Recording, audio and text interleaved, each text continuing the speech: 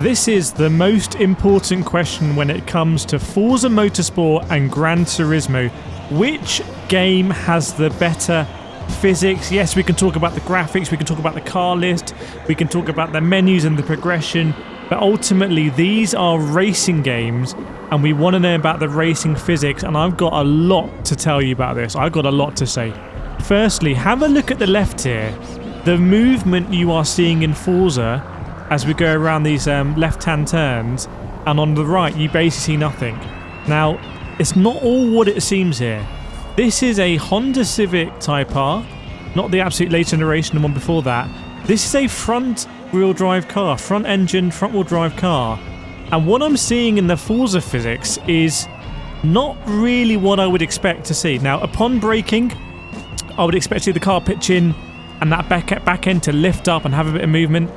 But on the power, in the middle of a corner, sort of even post-apex, you can see here again, I would not really expect that back end to slide out as much as it does. Again, you can see the comparison between Gran Turismo on the right and Forza on the left. Here I am driving a Toyota Supra, by the way, which is a rear-engine car, and that's where you can see a lot of that movement. You can see as I get on the power, that back end is going to start to very slightly squirrel out. But even then, nothing like we're seeing with the front-wheel drive Honda Civic Type R here on the left-hand side with Forza. So very unusual.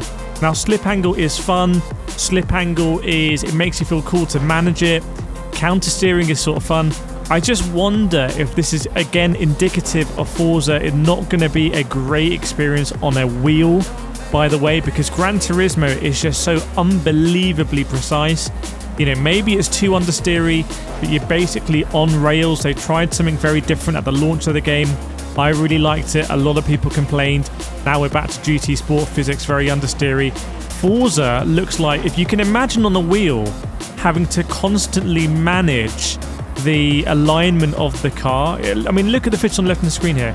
On the wheel, that is going to be a lot of correction going on through what should be a very precise corner. And on a thumb pad, that could be a lot of fun, and you're making a lot of movements and you feel like you're counter steering.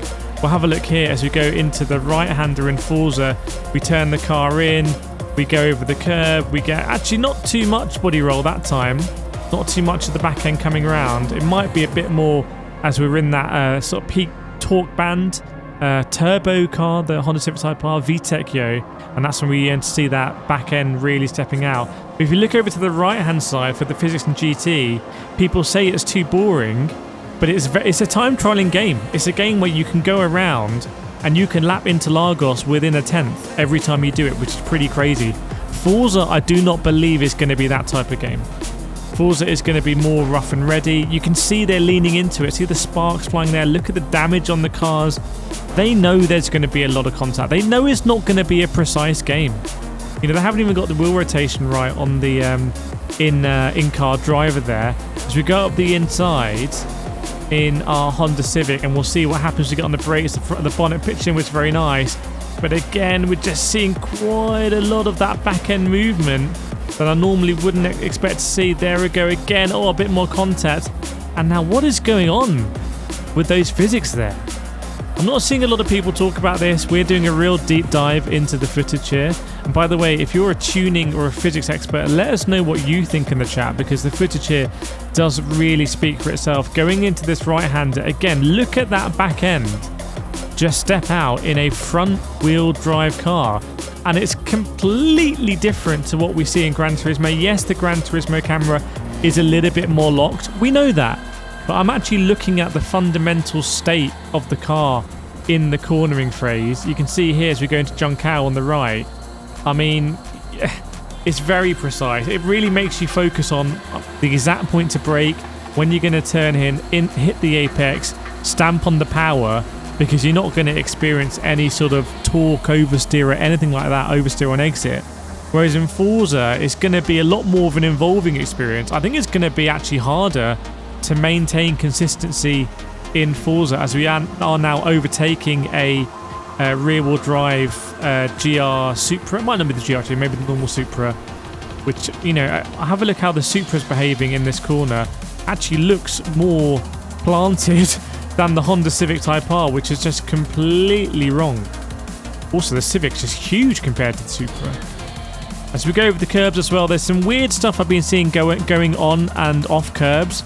The sound effect they use is very sort of binary for like every curb. It's very similar. And I wonder if it's coded. I mean, they talk about it's a new physics engine and it's going to be polling, you know, more times a second, and there's going to be more contact patches between. I mean, have a look here. I mean, what on earth is really causing that to happen in a front-wheel drive car? Let me know in the comments if you disagree, by the way. Make sure to subscribe if you want to see more analysis like this. I don't know if our guy here is going on the handbrake or something, but very unusual to see the car behave like this. We are trying to drift in a front-wheel drive car. I've forced myself in Gran Turismo, by the way, to drive a lot of front-wheel drive cars competitively. That's when I got my S rank in Gran Turismo Sport, was driving the front-wheel drive Audi TT in elite competition. It's a very different way to drive, I can assure you. You have to sort of go deep into the corner, anticipate the understeer, but it feels like on the left-hand side you're able to drive this car like it's a mid-engine car, frankly, with a rear-wheel drive powertrain. Now I've got some similar footage here in terms of time of day. We're at Yamagima on the right side. It is the older Civic Type R, but fundamentally the same platform. And again, it's a good indication of the less drama you see. It almost looks stately. It looks sedate in Gran Turismo. Some people say it looks boring, but I'm starting to feel like it might just be more accurate. Because what's going on left hand side is a bit more Michael Bay, as again you see the car pitching in that Honda Civic. He's trying to catch someone, and I think it is undeniable to say that there is generally just a lot more theatre in Forza, right? It's just a lot more dramatic, and I'm sure that will mean it's less accurate. It's gone for a more cinematic vibe. You can even see the sort of mist and, you know, the particles, and it just looks, to me, this footage on the left hand side actually just looks better from a more appealing viewpoint. I think that's going to be a controversial one. I think a lot of you in the comments are going to say that Gran Turismo looks crispier and better here, but I can see what they're going for on the left hand side. When I've driven in real life, I'm thinking back to my karting days, you know, the sort of the mist and the you know, I've done 24-hour races, and when the sun's coming up, sun's going down, are really special moments that make you feel connected with the car. Gran Turismo just does not give me that at all, I'm sorry to say, but Forza is sort of giving me that little bit of a buzz. But this video is about the physics and the handling. This is a really interesting comparison to see, because Forza is definitely doing something super unusual.